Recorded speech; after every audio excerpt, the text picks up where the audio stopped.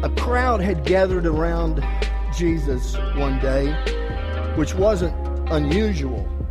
In the days in the first century, as Jesus walked on this earth, people were just glued to him. They wanted to hear what he had to say.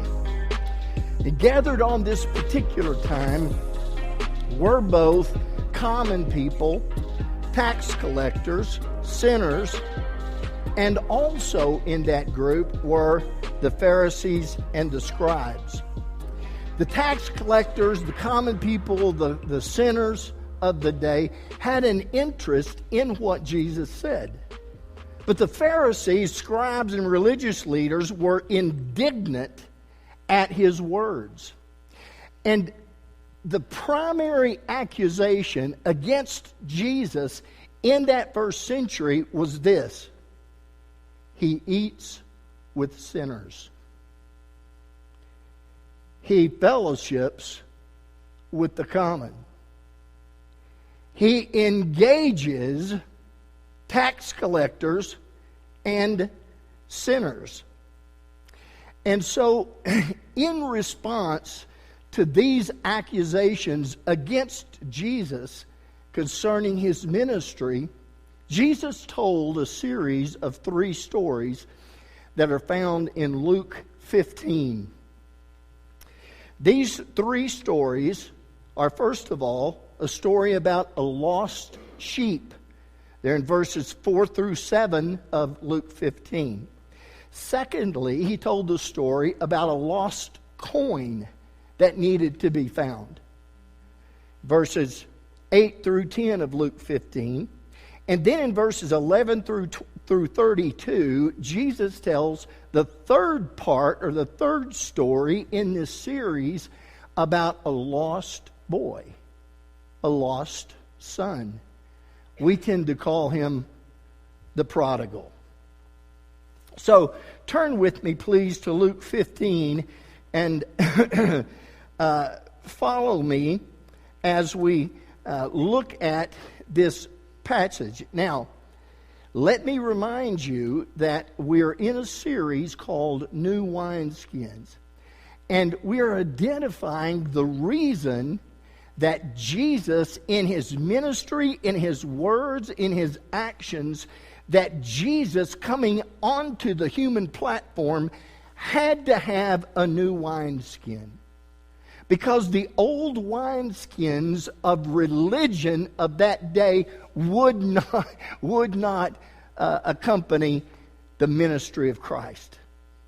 So Jesus said, I need a new wineskin. We're starting all over on this thing. New wineskins. And the new wineskin that we find in this passage, particularly in the story of the prodigal son, is a new wineskin for forgiveness. The freedom that's found in the forgiveness of God. And Jesus illustrates that in this story of the prodigal son, the freedom of forgiveness. Now, I know that you've heard this story before and likely many times, but let me ask you this morning to hear it again in a fresh way. Listen again to the words of the story in a way that God can speak to you right now. Verses 11 through 32 of Luke 15. I'm reading from the new, what is it? New Living Translation. Thank you. Verse 11. To illustrate the point further, Jesus told this story. So he's already told 2. This is story number 3. A man had 2 sons. The younger son told the father, I want my share of your estate now, before you die. So his father agreed to divide his wealth between his sons. A few days later, the younger son packed all of his belongings and moved to a distant land, and there he went through all the money. He wasted all the money in wild living. About the time his money ran out, a great famine swept over the land, and he began to starve. He persuaded a local farmer to hire him, and the man sent him into the fields to feed the pigs. And the young man became so hungry that even the pods he was feeding to the pigs looked good to him, but no one gave him anything. When he finally came to his senses, he said to himself, "At home, even the hired servants have food enough to spare, and here I'm dying of hunger. I will go home, and I will go to my father, and I will say, 'Father, I have sinned against both heaven and you, and I am no longer worthy of being called your son. Please take me on as a hired servant.' So he returned to his father, and while he was still a long way off, his father saw him coming. Filled with loving compassion, he ran to his son, embraced him, and kissed him. His son said to him, 'Father, I've sinned against both you and heaven, and I am no longer worthy of being called your son.' But his father said to his servants, 'Quick, bring the finest robe in the house and put it on him. Get a ring for his finger and sandals for his feet. Kill the calf we've been fattening. We must celebrate with a feast. For this son of mine was dead and now returned to life. He was lost, but he's now found.' And so the party began. But meanwhile, the older son was in the fields working, and when he returned home, he heard music and dancing in the house, and he asked one of the servants what was going on. 'Your brother is back,' he was told, 'and your father has killed the fattened calf we're celebrating because of his safe return.' The older brother became angry, wouldn't go in. His father came out and begged him, but he replied, 'All these years I've slaved for you and never once refused to do a single thing you told me to. And in all that time you never gave me even one young goat for a feast with my friends. Yet when this son of yours comes back after squandering your money on prostitutes, you celebrate by killing the fattened calf.' His father said to him, 'Look, dear son, you've always stayed by me, and everything I have is yours. We have to celebrate this happy day, for your brother was dead and has come back to life. He was lost, but now he is found.'" I want to look at this story from the perspective of the three cast members, the three people in this story. First of all, there is the runaway son. Secondly, there is the resentful brother. And then thirdly, there is the redemptive father. But before we even jump into the characters in the play, I want to just kind of make a side note on this particular parable. Most times when a pastor preaches on this or we study on this, we look at this younger son as representing the lost people, people going to hell, as the world. We see him as illustrating what people do when they're not Christians. And that plays into this, certainly. But as I studied it, and I'd never realized this before, that in fact the thrust of this passage is about family. These were two sons to the father. They were both related to the father. They both were birthed from the father. What I'm saying is this, that the younger son is not so representative of what people do when they're not Christians. Both sons represent different types of Christians who are not relating well with the Father. You with me? Okay, with that said, let's dive into this.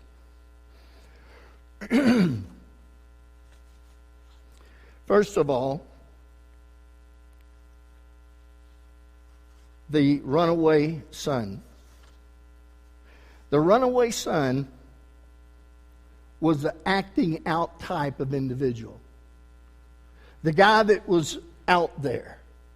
The guy that wanted what he wanted. We see the younger son sinfulness in his actions, in what he does.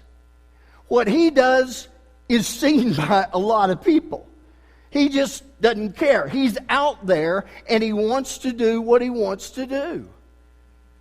He won't let wise restraint stop him from dipping his toe in the world. And so he comes to his father with this out there personality, and he says, Dad, I'm getting mature now, and I'd like to have the money. Because I've heard all these stories, out beyond where we live. And so his father agrees to that, and he allows his son to make all these mistakes. The runaway son has that kind of mentality that says, let me be, I've got to learn by experience. Kind of a hard-headed guy. This video represents the runaway son.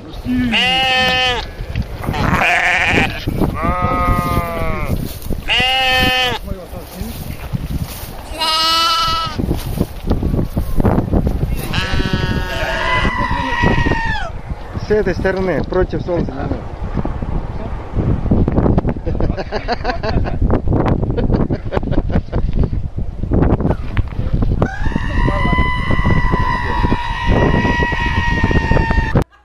Just gets out of the ditch and jumps right back into it. That's the runaway son. That was his mindset. Some of the comments on this video called The Stuck Sheep, some of the people that commented said this, that's the story of my life. Another one said, this is why Jesus calls us sheep. And then the third said, that is the greatest representation of what believers do when Jesus drags us out of the pit. Some of us just learn from the school of hard knocks. We know God, we've been born again, but there is a wild hair growing. And when a believer goes out into the world and gets a taste of the consequences of sin, the type of behavior that will ruin your life, the world will drag us in and then toss us on the garbage heap. That is until we repent. Until we come to ourselves. Until we look at our life and think, what am I doing? How did I get here? Sin will always take us further than we wanted to go. Always. And it will hurt us deeper than we ever imagined. And so this runaway son takes off for the distant land to enjoy all the lights and the frills and the thrills that he had never had before that this world offered. And he lost everything he had. And then in the context of a famine, he begins to starve. And he decides to go back home. And the father is there with arms open to receive him and to welcome him home. The runaway brother, or the runaway son. The resentful brother is another interesting guy. He is more the quiet type, internalizing things, more of a reserved personality. But don't be dissuaded. This guy has his own problems. This guy has his own sin issues. They're just not public and out there like his brother. This is the good son. Because nobody's seen the actions that from the older brother that the younger brother did. But the older brother is seething. The resentful brother. Rebellion is never far from his heart. Whereas the runaway son sinned in action, the resentful brother sins in attitude. Whereas the younger brother, his behavior was bad, the resentful brother's primary issue was bitterness. This good brother, he tries to make us believe that he is a good brother. In fact, he tries to convince his father. Are you kidding me, Dad? Don't you remember? I'm the one that stayed. I'm the one that's worked the fields. I'm the one that's done what you said. So why in the world would you honor him? So this resentful brother had an issue both with his father and with his younger brother. The issue he had with his father was essentially this. Dad, you cut me out of this deal. Dad, this is not what I thought you would do. Dad, this is not the kind of life I intended. You're cutting me out. You're messing with me. You're not treating me correctly. The resentful brother was essentially accusing God of child abuse.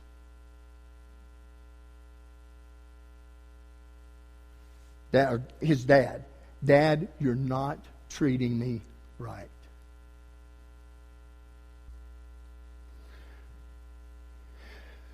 There are a lot of believers who represent this resentful brother. A lot of you have been the younger brother, the runaway brother, and you filled your life with that stuff, and you've realized that is not who I want to be. But on the other side, some of us have been in church as long as we can remember. We've been Christians a long time.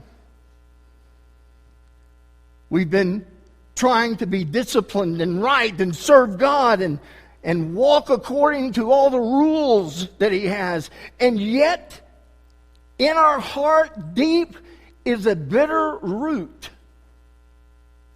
that says, God, why aren't you treating me better? God, why are you allowing these things to happen in my life? I don't deserve them.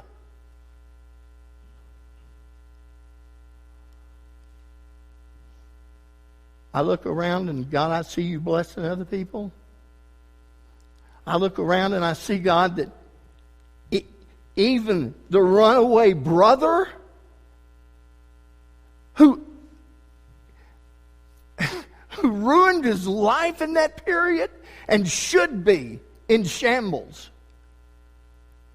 And here I am. And God, you're not being fair to me. The third person in this trilogy is the redemptive father. And he's the hero of the story. Because the father did something nobody expected him to do. No one. Nobody in the crowd that had gathered around Jesus, nobody hearing his words expected him to say, and the Father welcomed him back, put a ring on his finger, killed the fatted calf, and we had a party. Nobody expected that. The religious leaders around him would have been absolutely struck to the core at this Father representing God, because they had no platform for forgiveness. They had nothing. They had no theology that would have a God figure welcome back somebody who had messed up their life so much. And so the Father is the hero because he did something nobody else thought he would do. It blew their minds. It would have been blasphemous, sacrilege, and profane to them for this Father to open his arms and welcome back. There's a story that is an ancient Asian story, legend, that has some likening to the story of the Prodigal Son. It's in a story, a book called The Man with Dirty Hands by Curtis Leans. In the story, this man had a son. It was a wealthy family, and the son was growing up in a very, very structured home. But the son got involved with the wrong crowd. And they began to rob houses. And after a short period of time, the gang told the son, your father's wealthy. You come from a wealthy home. Work it out so that we can burglarize, rob your home. And so the boy did. And he made the way. He left the door unlocked. He prepared the way and met his gang there at his house when his parents weren't there, and they ransacked the place. Later, the boy started feeling very, very remorseful and guilty about what had happened, particularly because his gang picked up and took off and left him alone to face the consequences. And so the young man went to his dad and said, "Dad, I was a part of this, but I'm sorry. Dad, I know that I have offended you. I know that I have marred our name in the community. Father, I'm so sorry." The father said, "Son, welcome back."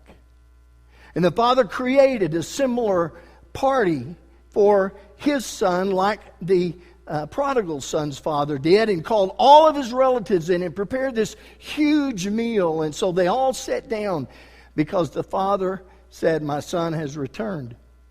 All sat down for this big meal.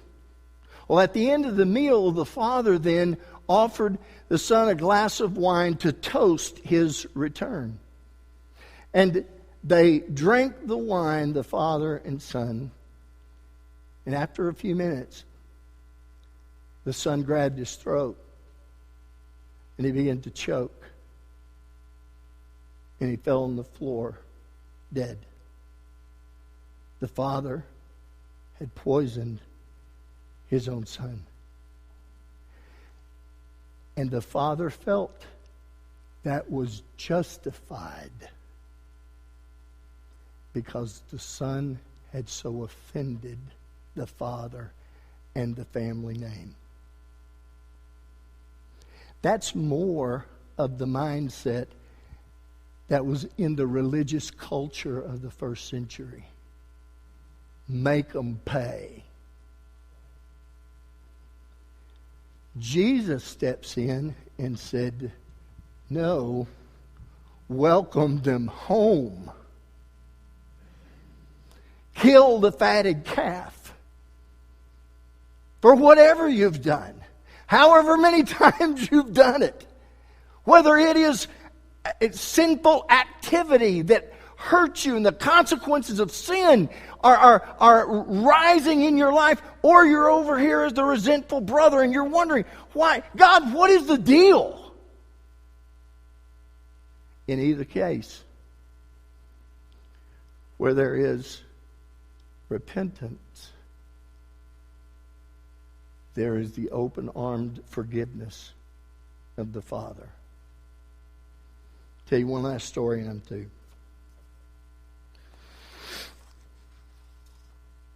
If I can find it. There it is. A traveler was making his way through the jungles of Burma, and he had with him a guide. And as they made their way through that jungle territory, they came across a river, and the river was wide, but it wasn't deep, so that they could walk through it.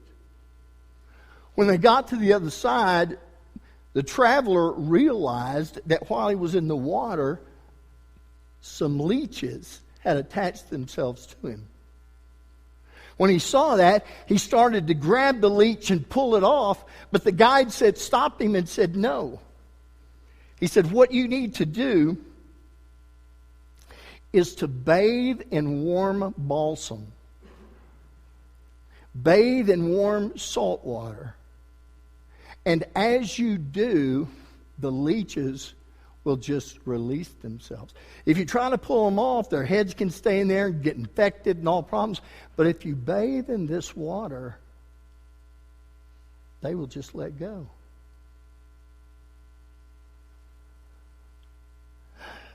I want you this morning to bathe in the forgiveness of God. I want you to fill up a big old tub of grace. Forgiveness, mercy, love. And I want you to jump in the middle of it and have a party, knowing that Jesus made this difference. And whatever's been done, wherever you are right now, whatever's gone on or hasn't gone on, if you're mad at God or if you are broken, look to Him now and let His forgiveness fill you. And those leeches of resentment, those leeches of anger, those leeches of the world, bathing in the forgiveness of God, will let go. So just let go.